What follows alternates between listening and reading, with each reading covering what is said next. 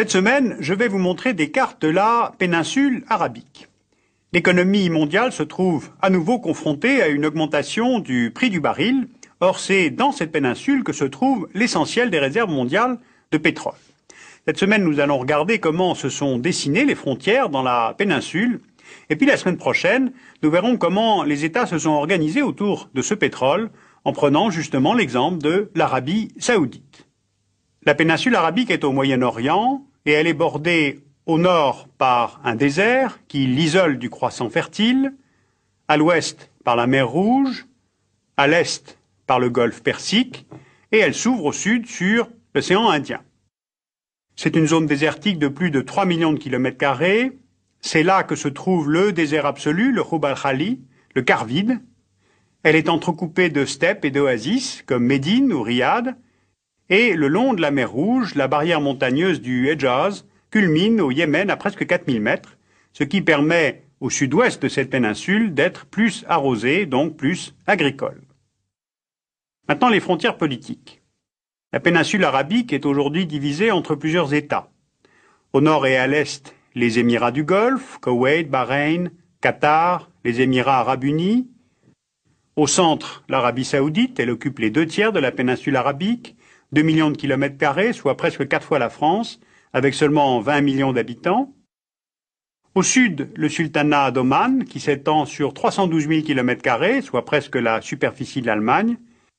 Et enfin, le Yémen, avec 18 millions d'habitants, sur 530 000 kilomètres carrés.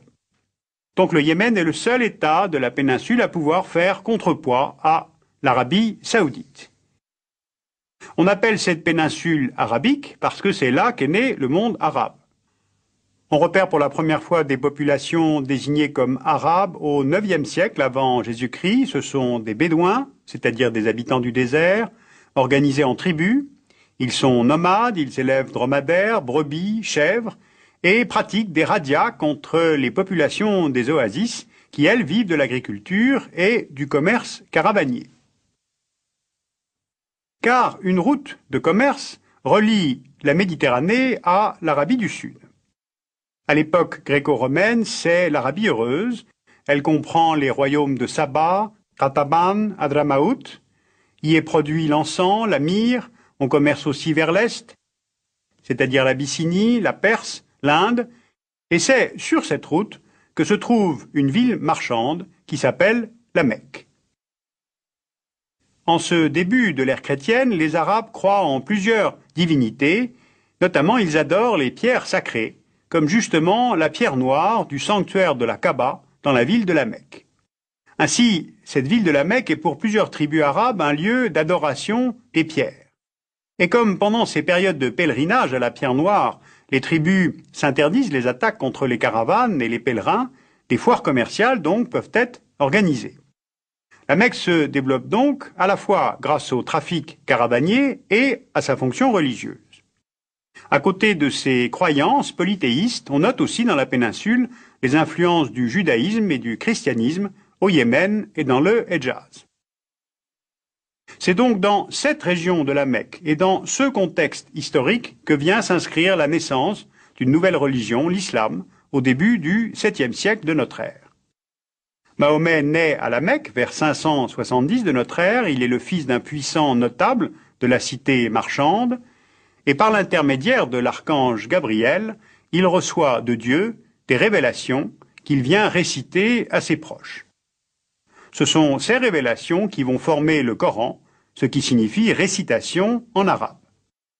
Mais on l'a vu, comme la Mecque est un sanctuaire polythéiste, Mahomet est contraint par les marchands mecquois de quitter la ville. Il part donc en 622 pour une autre ville de Yatrib, qui prend bientôt le nom de Médine, ce qui veut dire la ville en arabe, sous-entendu la ville du prophète. Cet exil forcé, l'hégire en arabe, marque l'an 1 du calendrier musulman. C'est à Médine que Mahomet organise la communauté des fidèles, avant de soumettre militairement la Mecque, puis l'ensemble de la péninsule. Mahomet est donc à la fois chef religieux et chef politique des musulmans, ce qui va donner d'emblée à l'islam un rôle dans le fonctionnement de la société. Mahomet meurt en 632, mais l'expansion de l'islam se poursuit vers l'Irak, la Syrie l'Égypte. Ce qui fait que le cœur politique du monde arabo-musulman passe de la péninsule arabique vers le croissant fertile, d'abord à Koufa, puis à Damas, puis à Bagdad. La péninsule redevient le domaine des tribus bédouines qui nomadisent dans le désert avec leur bétail.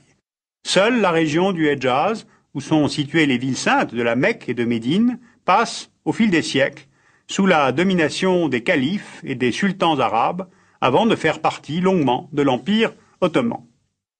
Alors voilà, brièvement résumé, quelques étapes de l'histoire de cette péninsule, car en fait c'est seulement au XXe siècle que ce désert va pouvoir être unifié sous l'influence des Saouds. Les Saouds sont une tribu arabe liée au wahhabisme, qui est une doctrine religieuse puritaine de l'islam sunnite, et dès la fin du XVIIIe, ils ont tenté de convertir les autres tribus bédouines par la force et d'unifier ainsi toute la péninsule. Mais ils se sont heurtés par deux fois à la puissance ottomane. C'est seulement en 1902, depuis la ville de Koweït où ils vivaient réfugiés, que l'arrière-arrière-petit-fils du fondateur de la dynastie des Saouds, Abdelaziz, connu sous le nom d'Ibn Saoud, part, à 22 ans, reconquérir le territoire de ses ancêtres. Avec l'aide d'une quarantaine d'hommes, il prend la ville de Riyad. En s'appuyant sur les guerriers wahhabites, il élargit le territoire saoudien. En 1913, il expulse les Ottomans du Hassa. En 1920, il conquiert la moitié du territoire attribué à l'émir du Koweït, puis l'Arabie du Nord. En 1924 et 1925, il conquiert le Rub al-Khali et les villes saintes du Hedjaz, dont il chasse les Hachémites, dynastie rivale, soutenue jusqu'alors par les Britanniques.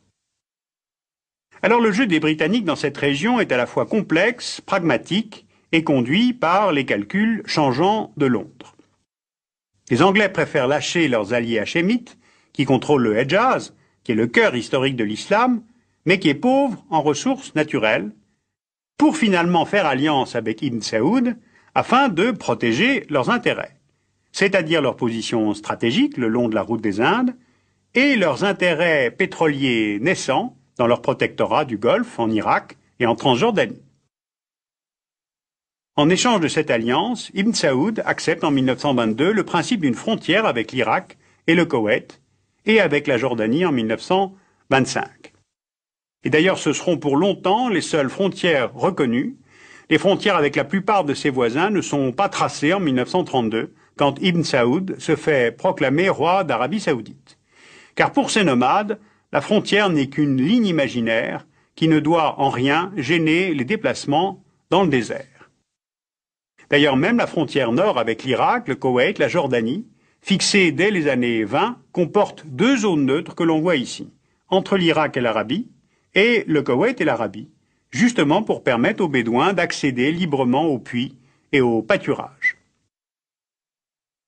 Les dernières frontières saoudiennes ont été définies plus tardivement. En 1965, avec le Qatar, l'accord de démarcation ne datant que de 1999, en 1974 avec les Émirats arabes unis, entre 1990 et 1995 avec le sultanat d'Oman, et avec le Yémen, la partie nord est fixée dès 1934 après l'annexion de la Syrie par l'Arabie saoudite, mais le reste de la frontière sera précisément défini en juin 2000. Alors à mesure que la politique des États prenait le pas sur le mouvement des nomades, cette situation, à la fois nouvelle et imprécise, a donné lieu à de nombreux litiges frontaliers. Car sous le tracé de la frontière, il y a le pétrole. Ce qui permet à Ibn Saoud d'unifier le pays, de consolider son pouvoir et puis de le garder, c'est certes la religion, mais c'est surtout le pétrole, comme nous le verrons en détail la semaine prochaine.